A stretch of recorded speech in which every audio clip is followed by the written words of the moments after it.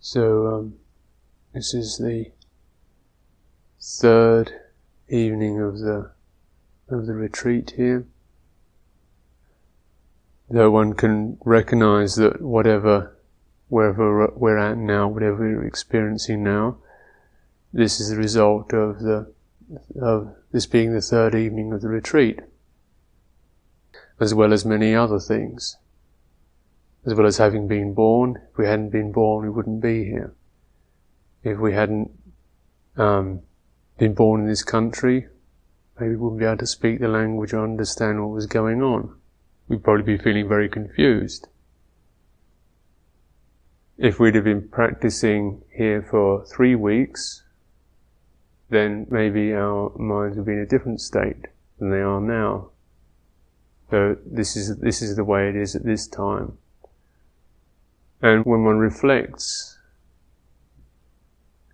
around that, then we no longer make this moment, and we no longer judge ourselves by the experience of this moment.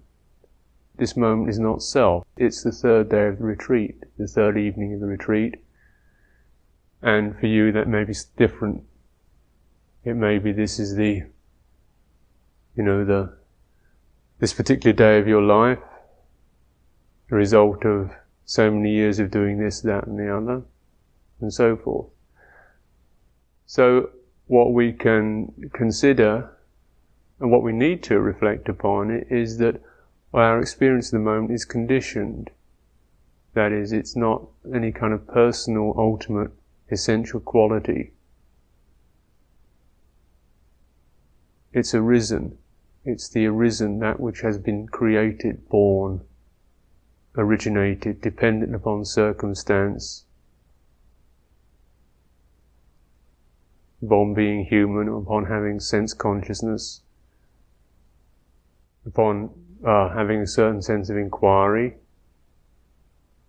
and so forth, and having practiced, say, meditation together for a couple of days. Some of you have been here for weeks, but we're looking, I can't make a general statement, just picking one out of the hat, as it were, to give you an example of what reflection is around.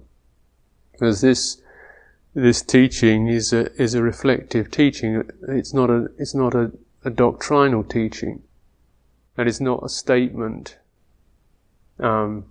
saying things are. This is it. Things are this way, so much as saying that this is the way it is. The way things are now is the way it is when we see them. But we're not actually stating what that is. We're not making any kind of abstract saying it's wonderful or it's horrible or it's any kind of cosmology or anything, any kind of reason for it, apart from to say it's this way.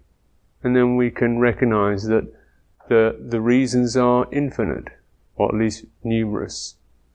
We can find all kinds of reasons for why it's this way, why it's the way it is for each of us now, like this. I said one of them is because we were born. Not many people think that, do they? When you knock over your cup of tea, you're being mindful and you accidentally knock over your cup of tea in the dining hall, you probably think you're an idiot, you're not being mindful, or this, that, or the other. But you probably don't think it's because you were born that you knocked that over. But if you hadn't been born, you wouldn't do that. And having been born, this is one of the kind of things that happen to us. Because being born, we are born into a sensory predicament where our attention is constantly being pulled out by thoughts, by emotions, by feelings, by objects of sight, sound, touch, taste. So it's remarkable that there's any degree of attention or of clarity or of mindfulness. Now, what is a miracle that, again, one needs to consider is that somehow we're not just that which has been born and conditioned. There is this. There's also a knowing of that. There's also something, some quality that's able to, we say, reflect, contemplate, meditate, these kind of words. In other words, somehow there's a sort of separate or dissociated awareness that's able to see this. Now that is remarkable. You can't really explain that. You can explain getting angry, getting annoyed, being depressed, falling over, being confused, being happy, being sad. Those are all quite easy to explain in terms of conditionality. Because we were born, because we have senses, because there is such a thing as pleasure and pain, because there is such a thing as attraction and repulsion in the sense consciousness. And that's true from everything from an amoeba up to an orangutan and us. You put an amoeba on a plate of glass and then you put a little blob of food in front of it, you go blop, blop, blop, this way. And then you put something like some caustic bleach there and it blop, blop, blop, goes the other way. Now, when an amoeba does this, we don't think it's kind of weak or chickening out or indulgent. We say, oh, that's the way it's supposed to be. It's a sensory organism. They do that. Now, we like to think of ourselves a little different from an amoeba, I suppose, somewhat higher. But actually, on the sensory level, there's not a tremendous amount of difference between an amoeba and me. Just as a sensory creature, I've got 5 sense organs and a brain. Amoebas seem to be a little low on the number, but the quality of it is about the same. What they do.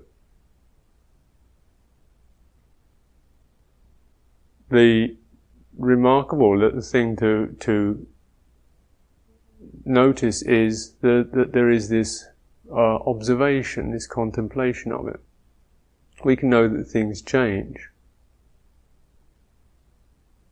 Now, this has to be done quite consciously, to observe, without thinking about, but to observe, and then when one observes, that is when we actually directly experience something, as it is, the flow of it, whether it's hardly bearable, joyous, confusing, wonderful, or whatever, then whatever it is as a sensory experience, the reflective consciousness can come up with this conclusion.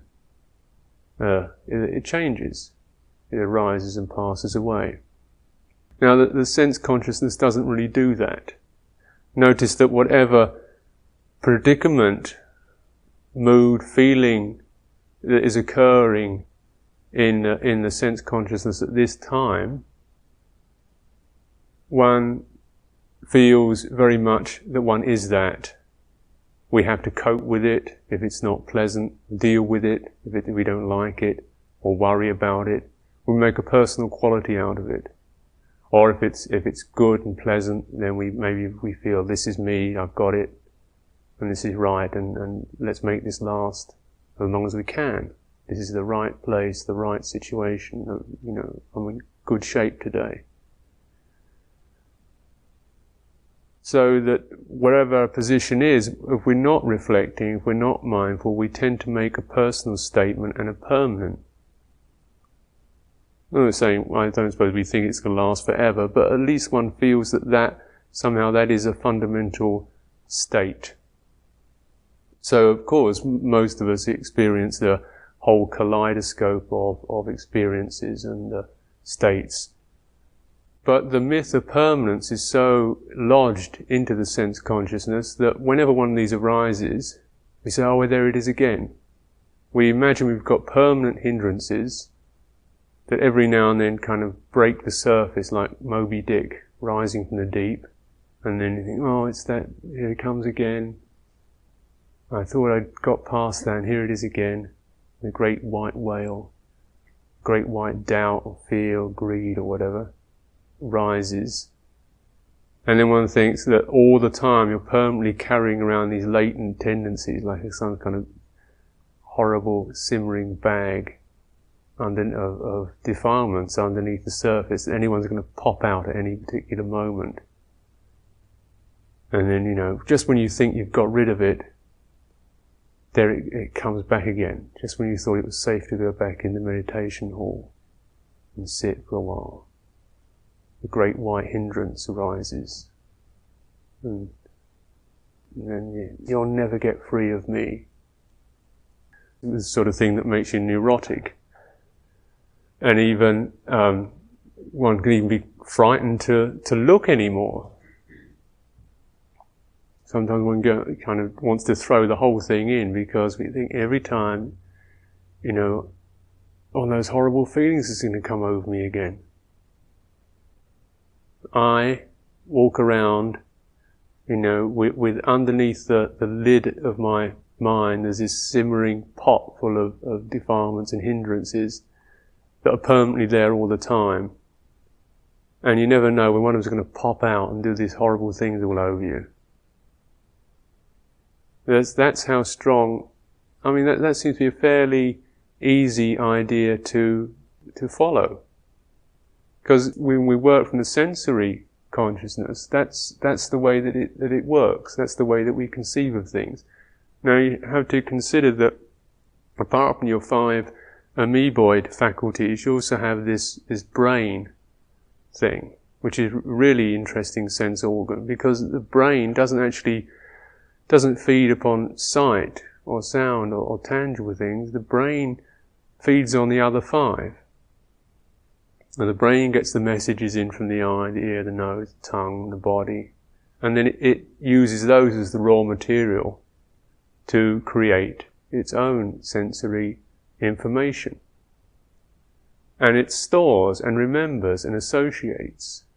Right now we can remember something we ate yesterday. We can remember somebody we saw 5 years ago. And we can think about what we're going to do tomorrow. So the brain has a whole new dimension to the sensory predicament.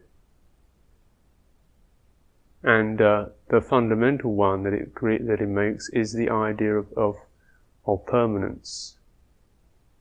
We can remember yesterday and we can think about tomorrow. So as long as one believes in that, and that's being a reality, you think, I was born, 40, 50, 60 years ago. There will be a tomorrow. Yesterday I was here, and tomorrow I will be there. So forth. There's some kind of permanent me. I had that thought yesterday, and tomorrow it might happen again. That's the way that the brain conceives of things. Now, when we directly experience ourselves as we are, we know that memory is something created at this time, at this moment. It's not actually yesterday, is it? It's now. And tomorrow isn't really tomorrow, it's now. Tomorrow means the action of expecting, and yesterday means the action of remembering at this time. And they're not even very accurate, are they? You can't say that that you really remember everything that's ever happened in some totally objective way, or that you can expect everything that's possibly going to happen. All we really can know is that that this body will die, and that this body was born at one time. The rest of it is very much a matter of opinion. Now, it's important to understand this in meditation practice on the spiritual path, because the belief in these relative truths can make us feel fatalistic, predetermined, locked into our ideas of what we are. At this moment we can project ourselves into the future very much in terms of the way that we are now. So one needs to be able to reflect upon that, or look at that as thought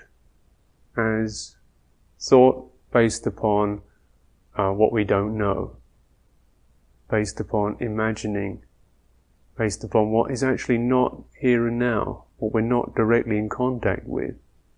So when we reflect, the one thing we can be certain of is that all that certainty of the past and the future is in fact uncertain. It's mind stuff. It's mind created. The memory of yesterday is not really yesterday. The expectation of tomorrow is not really tomorrow. At best, it's a subjective projection. When we're in I noticed this myself, particularly when I was in Thailand. I'd remember being in England. It seemed wonderful then. When I was I was sitting in this hut in Thailand, feeling bored and fed up with everything. And there, the weather is very pleasant, really, very warm and sunny and bright. And as you probably know, England isn't renowned for those kind of conditions. And yet when I was sitting in this hut in Thailand, remembering England, I thought, those lovely misty days, those pleasant, soft tones of grey, so kind of refreshing on the eye, so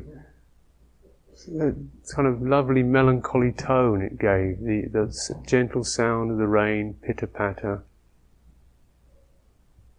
the aroma of the city, the poignant tang of petrol smoke. You can even get nostalgic for the sewage.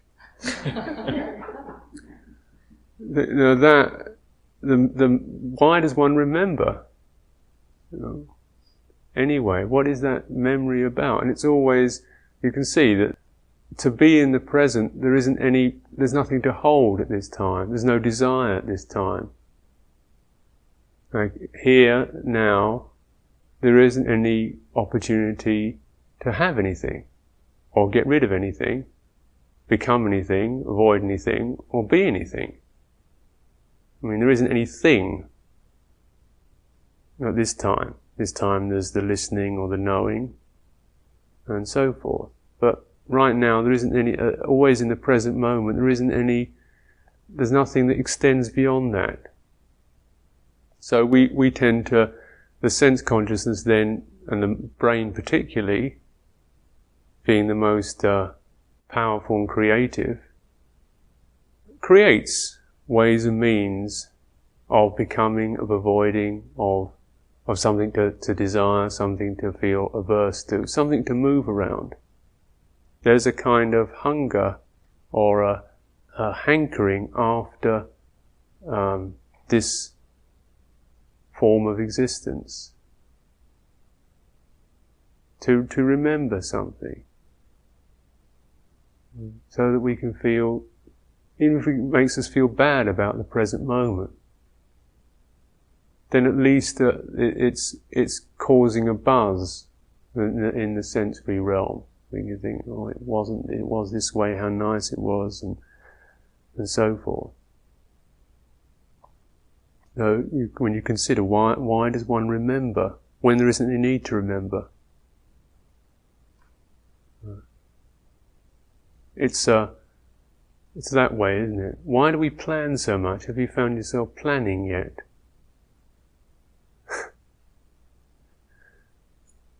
Planning when the retreat ends.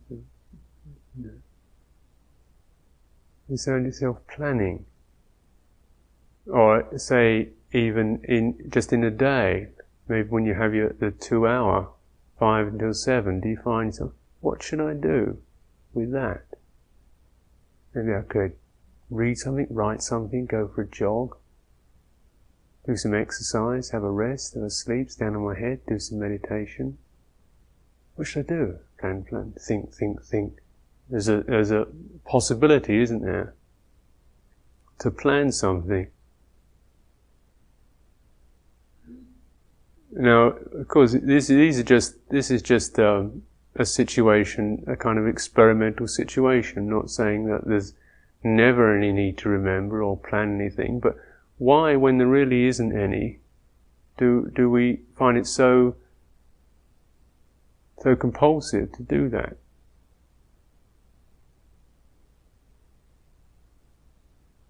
Why do we think so much? Our minds kind of buzz and chatter away.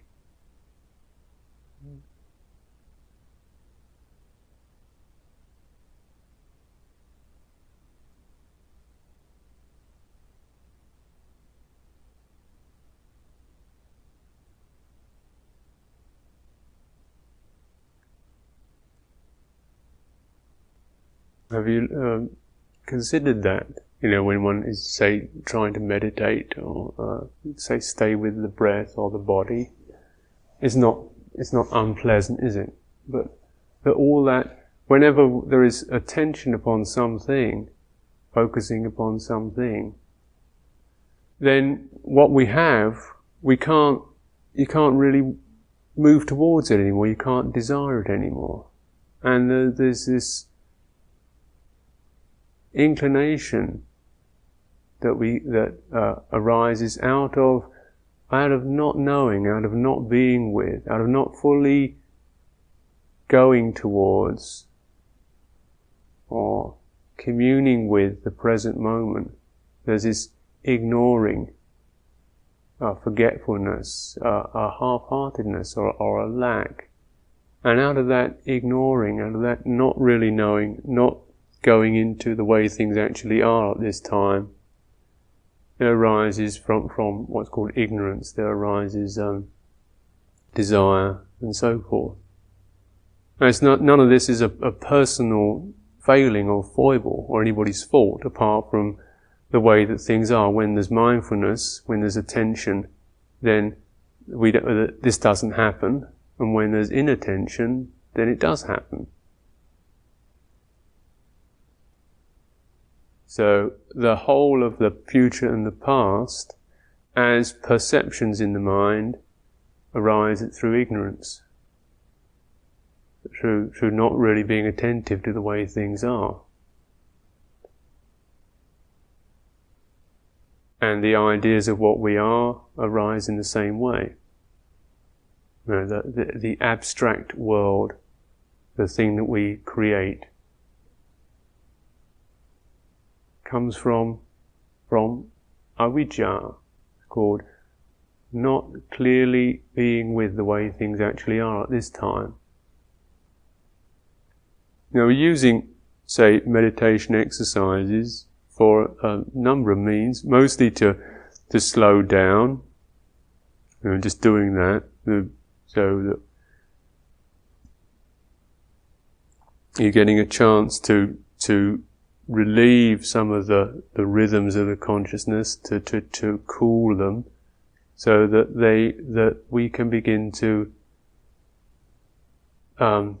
contemplate, look at that, what our minds create, awaken to it, we say, awaken to the mind, to the way things actually are, by first of all juggling with the way that we perceive things.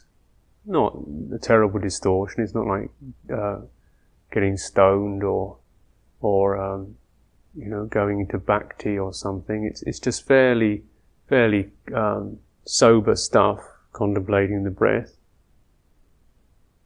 You're just providing a frame of reference that tranquilizes and stabilizes the mind. So the consciousness assumes, or the mind becomes suffused with some of that, the quality of the object. Rhythm, repeated, steady, and peaceful. No stress, no strain in breathing. It happens quite naturally by itself. And with the breath, when you've missed one, then you know that before very long there'll be another one. So you don't have to feel anxious, and nobody's checking out how many you've got, so you don't have to feel like a failure or a success. All these things one can put aside. I mean, you know, so how many you didn't get or how many you did get, but then that's up to you, how much of a judge you are, how much of a critic you are, how patient and tolerant you are. But actually nobody else is making judgments of that nature, at least I'm not. But if you are, then consider this has never been advised or recommended as an instruction, as something to do. In fact, the very opposite has been recommended.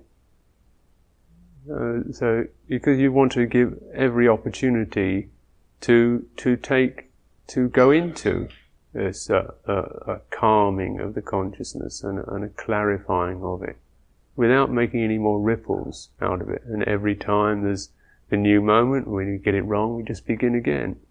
Simple, basic meditation instruction. Must have heard it 1,000 times. And the simpler and the clearer and the lighter that's done, that's much better. You don't have to explain why it went wrong or feel contrite about it or whatever. You just start again. If the whole day has been a total and utter fog or a complete mass of flaring rage and passion, then whenever we recognize that moment, when we recognize this is a complete fog or whatever, that's called a moment of mindfulness, a moment of awakening. And at that moment of awakening, we really encourage that moment of awakening, and so that we don't blur that moment of awakening with a lot of criticism or judgment or views and opinions. Very good. The last 5 hours have been a complete and utter waste of time. Fine, new moment. Now we start. One breath, and then 5 hours later you think, oh, gone again. But you got one breath, and the fact that you can actually step out of the sensory world for one moment is remarkable. It's not built into nature. You don't see cows or pigs doing that, or amoeba that I've ever noticed. Amoebas meditating or reflecting on what they're doing. They are nature.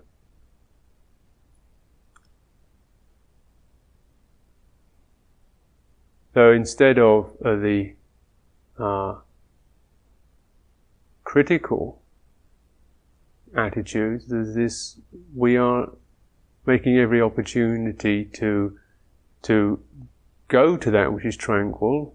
That's one aspect of meditation, because tranquility is pleasant, it's pleasing, it's a relief, and it's a good foundation for what is most important in meditation, which is the wisdom faculty, the insight faculty, the reflective understanding.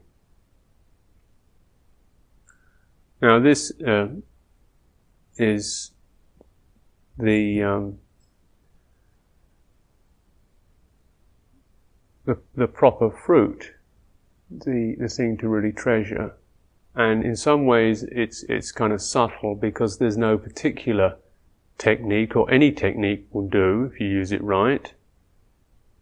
So it's not that special, and yet you can miss the whole point. It's quite easy to spend years meditating without ever having really reflected. And it's also quite possible to not spend years meditating and yet reflect very well. Some people have quite natural reflective capabilities, the natural detachment, ability to observe. Because what we're reflecting on is the way experience comes to us.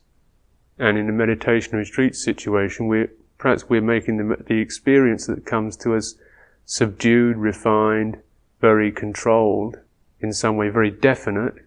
It's directed experiences in a very deliberate way, where everybody is encouraged to try to go to this particular form of experience as a means for reflection. But actually, once one has cultivated the reflective faculties, then you can reflect off of anything, really. Of just today, for example, how today was as a day, that idea in the mind, how things move you, the way the emotions work, or say when you can contemplate like this, and all of these reflections will always point out certain characteristics about all existence, all sensory existence, is that it's changing, it's flowing along, it's never resting still from one moment to the next. It doesn't belong to anybody, it's not mine, it's not yours, and there isn't anybody in it, it's not me.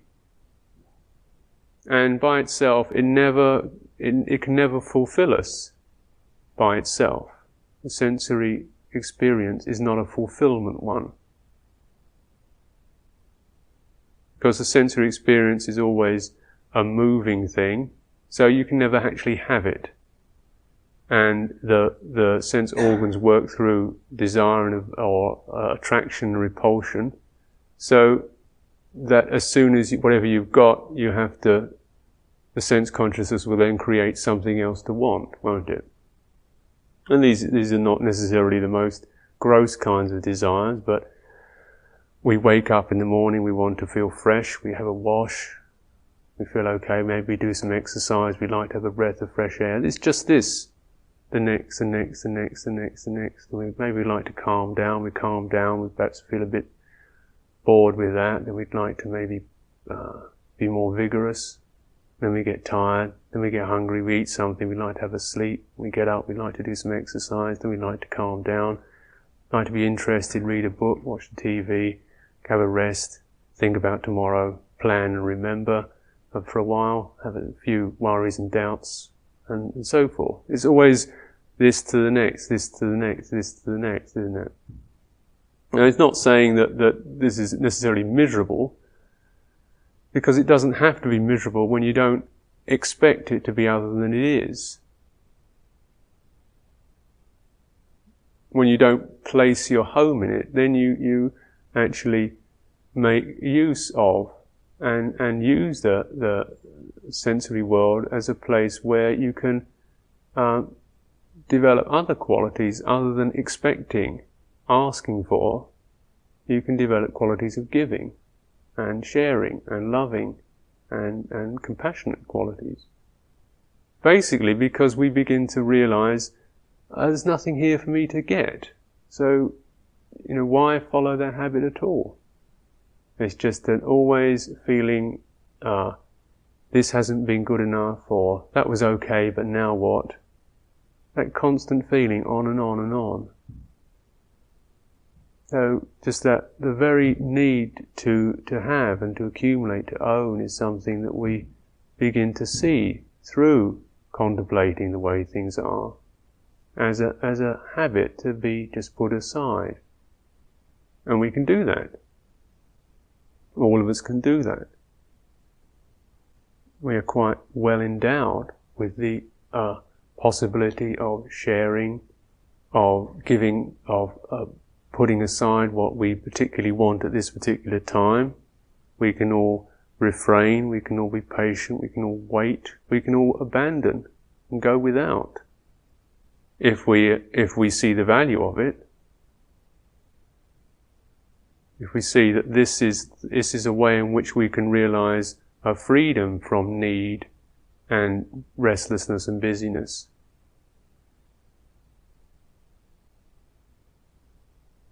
And when one has freedom, then this world is a place where we can bestow blessings. When one doesn't have anything to get for oneself.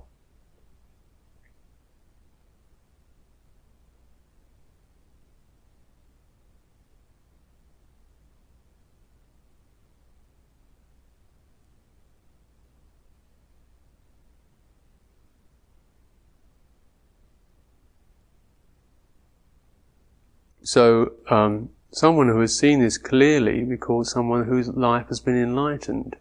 It's been made totally light, burdenless, with no compulsion or intensity about it. It's become enlightened. And one whose life is enlightened, their life is spent in service, in giving, in compassion, in caring. Because they have to, in order to make themselves feel that they're doing the right thing, or that they're approved of, because there's nothing else to do. To live out this life, then to make use of this body and mind for the removal, for the seeing through ignorance, for the stabilizing, for the welfare of the human beings, the human predicament. This is what we're born into. We're all responsible for this, having been born here with these reflective minds. Now, if we don't cultivate that way, then our reflections become very disturbed. When we reflect in terms of self, there's always the reflections become very distorted. There's the worry about what we might or could or should be. We think about ourselves rather than reflect about ourselves. And thinking about yourself is the path to depression. If you want to be depressed, for the next 7 minutes, think about yourself. It probably won't take you that long, actually. If you want to really, go into a total downer, take about 7 minutes and start. Then you start off with the good things, but then you think, well, now I'm being conceited, and after all, I didn't do that, and I should have done this, and so forth. What's the point of my life? Am I really, a responsible person? Am I doing enough for the third world, second world, the first world, the minorities? Am I proving myself? Am I asserting myself? Am I, a fully developed man, woman? Am I a true American? Am I a Democrat? Am I and all these things, not any of them. You're not good enough at any of them. This is self-consciousness is like that, isn't it? Constant ability to be not good enough. Now, if you make meditation a self-conscious habit, meditation is a total disaster, isn't it?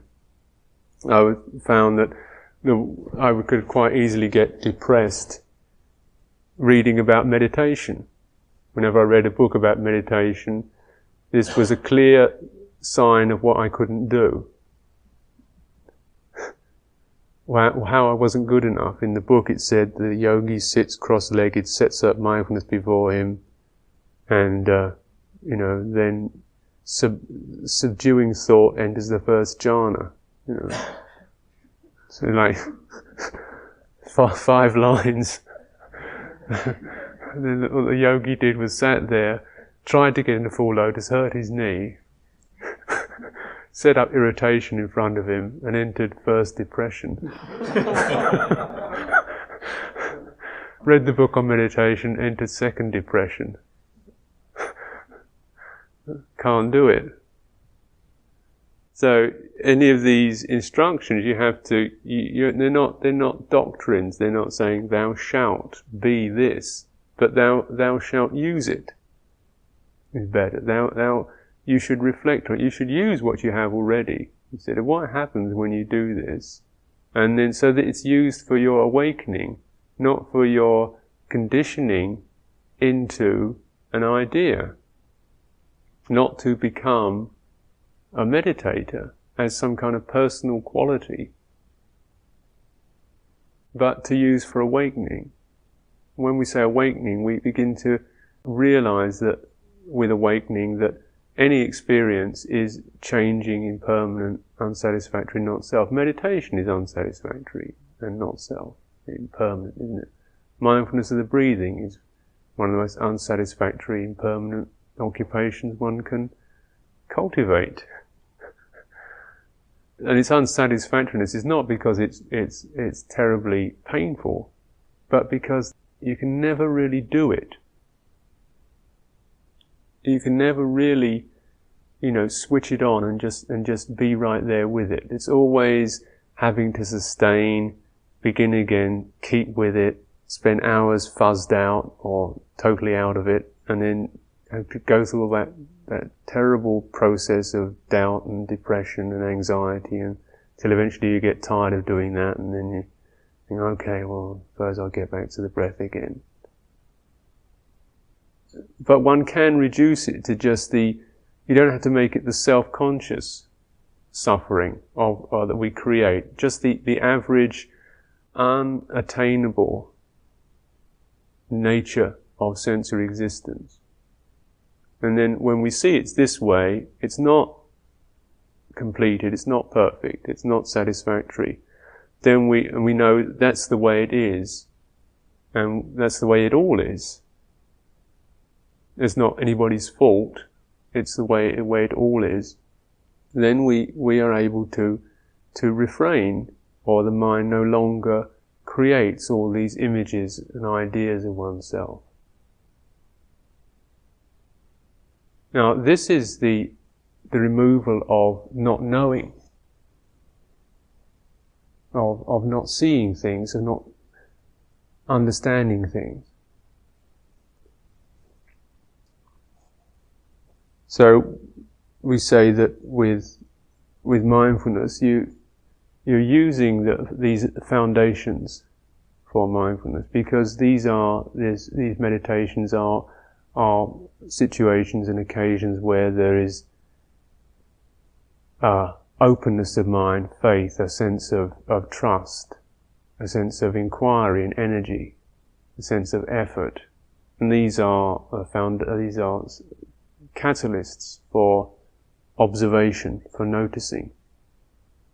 And then when we notice the object, the breath, for example, the moving to it, the attitudes that rotate around that, the various self-conscious qualities that come up, the wandering away, the attitudes that arise around that, the bringing it back, and so forth. We are mindful. We actually realize the mind in its fullness, the way that it is, the way that it works.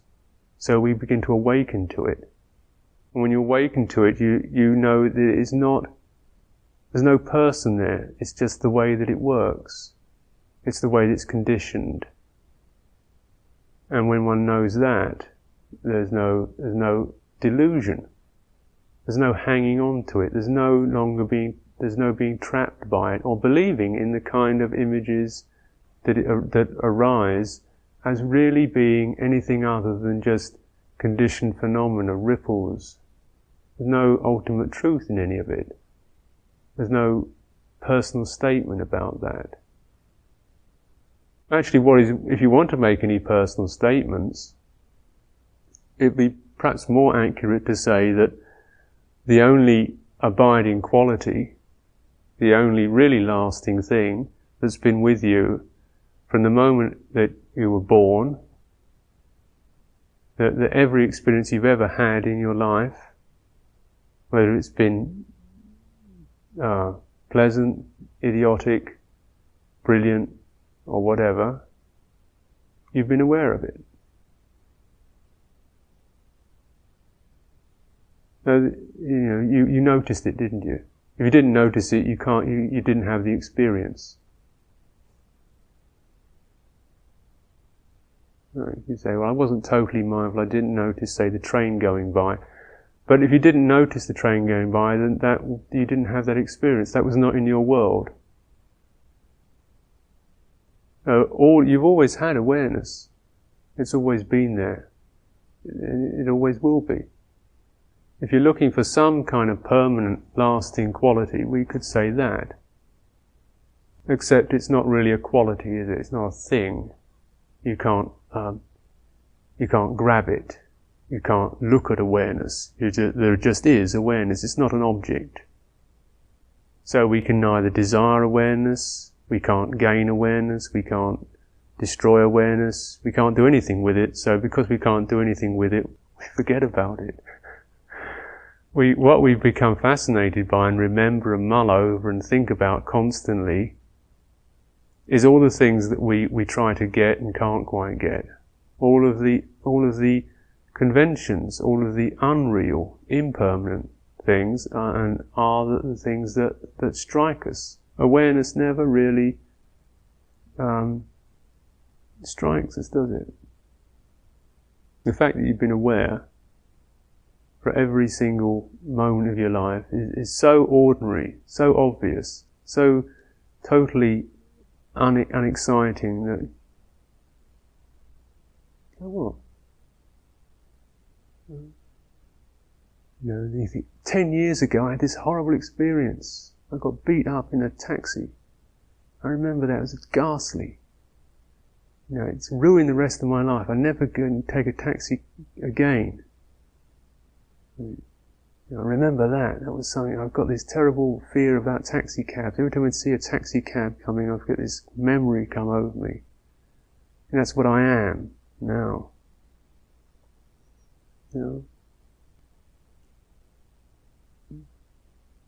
These things, which actually are impermanent and changing, there's no peculiar essential quality about any incident that's ever happened to you, are the things that we feel averse to or we desire. And that makes us feel alive, doesn't it? That kind of rhythm. We've associated that with what we are. This is called ignorance, because it's not what we are. It's what we have to contemplate or live with, but you can't say you are it. It comes and goes. What comes and goes can't be what you are, can it? There's no isness to it. It's a changing thing. Now it's a memory. So mindfulness, call it the part, is noticing all of this, noticing the way the senses are, and also just a reflection around awareness, mindfulness, that when we are fully attentive to the way things are, even in the most uninspiring, one is able to more fully realize awareness. Have you noticed that perhaps you listen more? Nothing, whatever's happening to you in retreat situations, you feel somehow much more attentive, attuned. Have you noticed that? Do you notice things like that sounds or small things, colours are brighter, and sensory impressions are stronger and clearer, and there are times when you stop and you don't think, and you don't want anything, but you're not that you're inert, but just there's something very bright or alive or vital there.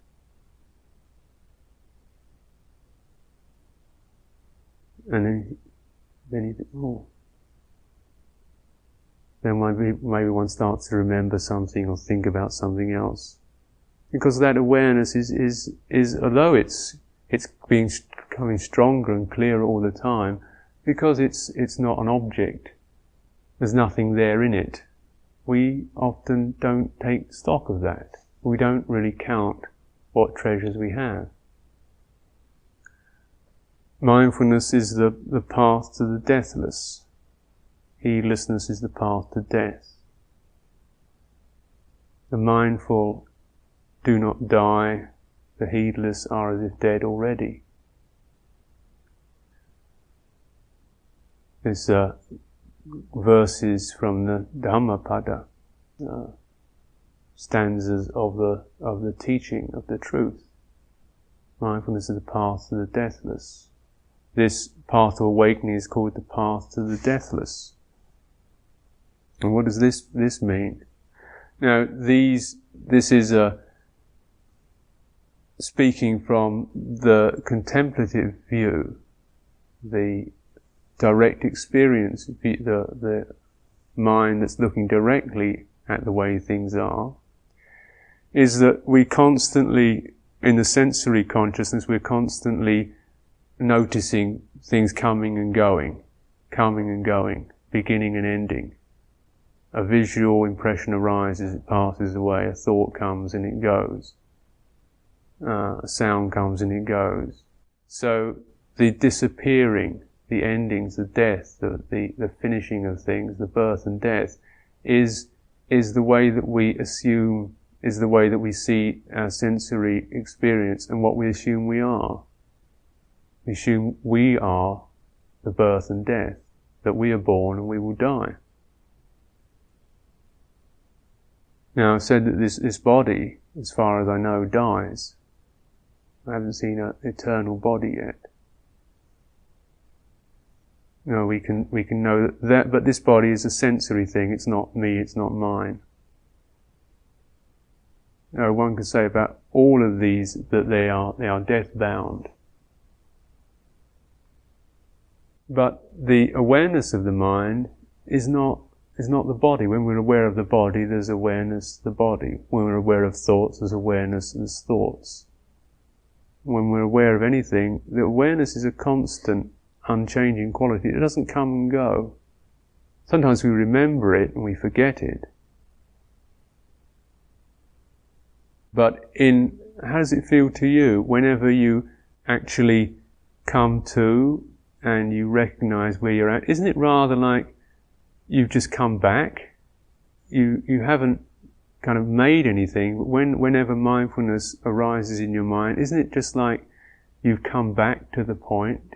Not that you've created something, but that you've stopped creating something. Something has ceased, that particular daydream or fantasy has stopped, and here I am, of course. That's what awakening is like, that, isn't it? It's a realization of where you've always been, but you forgot and you went off. You fell asleep. You got lost into something, and now you've come back home. So though our knowing or our appreciation of awareness is impermanent, the awareness itself is there to be recognized. It's right there. It doesn't change. It's not born and dying. And a life that's lived with awareness is a life that's free from the habits of death.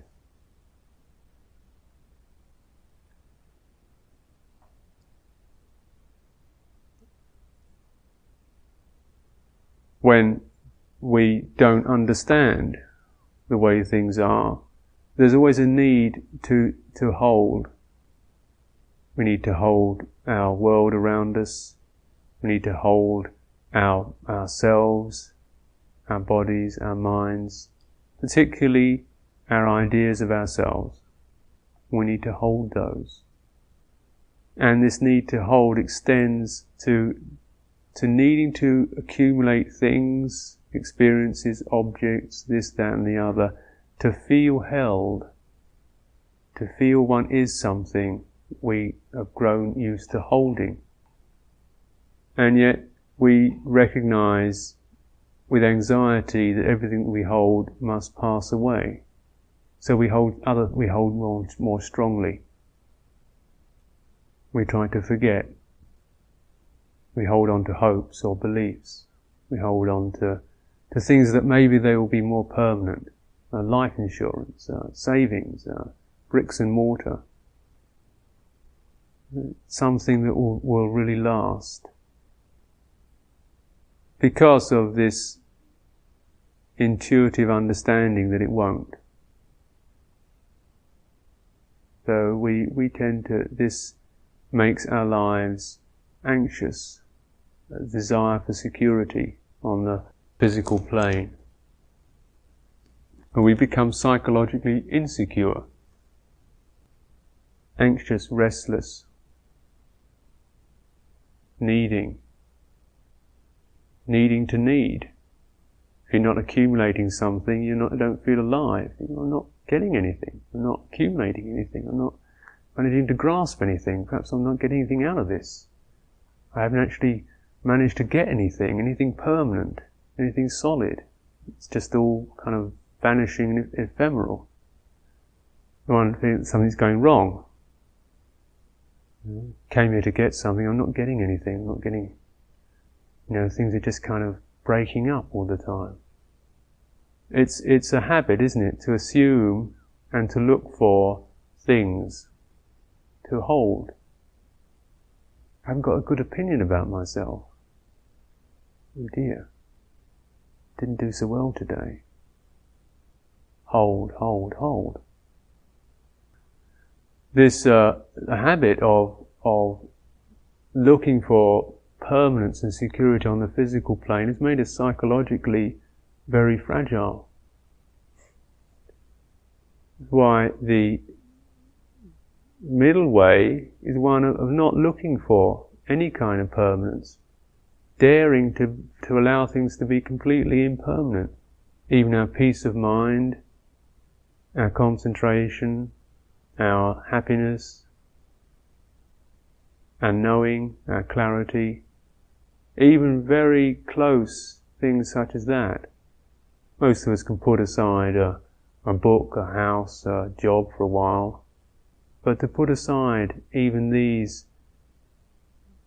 bastions of our self-identity is quite a challenge. And yet, whether we put them aside or not, they tend to fall anyway. This is the way it is. Now there's a possibility to either back off from that, or to recognize this is the way it is, and in that total insecurity there is a possibility for freedom. Freedom from having to need and to want and to defend and to become and to own and to possess and to struggle. The freedom to be totally vulnerable, totally insecure. Because in that insecurity there's no more need. And when we've actually, don't just consider, as you meditate today or any time, it is that this is the way it is, isn't it? You're not deliberately trying to make things change or impermanent. It's the way it is when you're no longer actually in a situation where you can really hold very much. You're meditating on something that's not very holdable. It doesn't grasp. It's neutral. It's not horrible, but it's neutral. So on the neutral, the unbiased, the calm, the tranquil, the level, the clearly looking at, we see things are this way, they are insecure, they are impermanent. Now for those who wish to awaken to truth, must pass through this gate and see that through this there is the possibility of a taste of freedom, a taste of the deathless. Because whatever, there's the knowing. And when everything else is seen through, we're left with what we are, with the knowing. There's our happiness or our unhappiness changes, but there's the knowing. Yeah. No matter how lost one gets, there's the knowing. When you no longer create, no longer accumulate or destroy, when you just level, there's the knowing. When you awaken, when you remember, there's the knowing. The sounds in the room, when they pass away, there's the knowing, isn't there? You contemplate anything through from its birth, its origin, to its cessation, you're left with the knowing. There's just the listening, the knowing, the attending. Something arises, something passes away, there's the knowing. And the knowing, if you investigate that, go into that, surrender into that, is boundless, is totally peaceful. is fearless and free.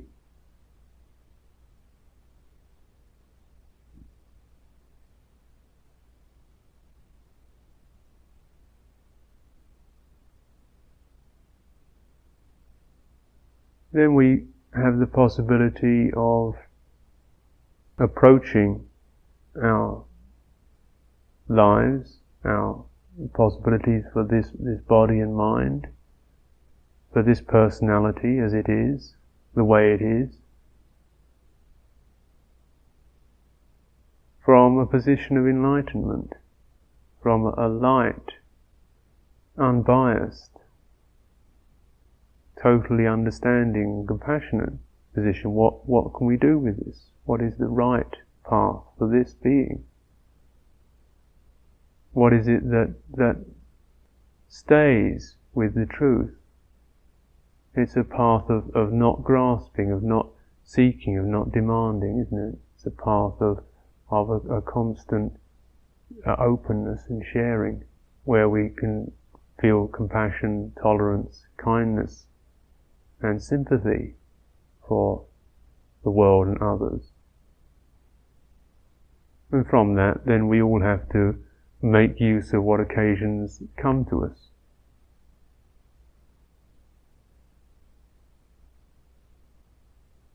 So, a reflective teaching of the Dhamma is the missing link, if you like, the place where we can all go to. Not all of us, we're not all particularly gifted at this or at that, but what we can all go to, a place where we can all merge and meet, where we can all find comfort and refreshment and awakeness, is in just this, where all of our experiences come and go to, into the deathless.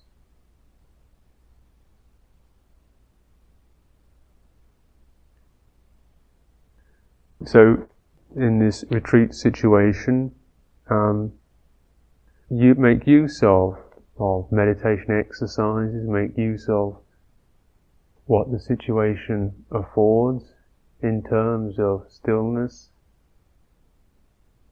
in terms of trust, in terms of offering oneself, and looking anew, putting aside the preconceptions, having the confidence to just stay with it, and then see what you're left with.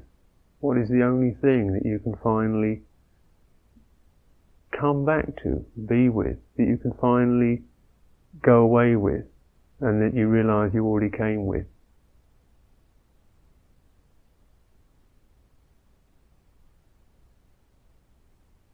So I offer this for your reflection tonight.